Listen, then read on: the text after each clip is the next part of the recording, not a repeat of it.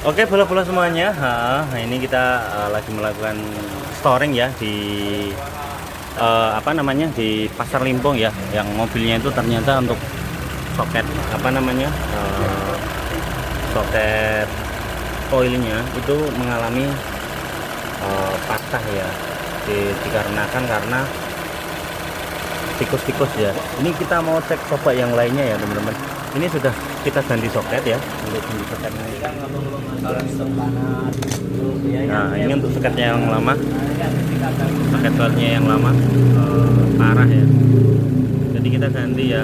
Tapi untuk penggantiannya kita ada modif sedikit ya di ininya ya, biar soalnya untuk klipnya yang ini kan agak besar, yang ini kan agak kecil. Kita harus memodif ya, meratakan untuk di sininya ya teman-teman.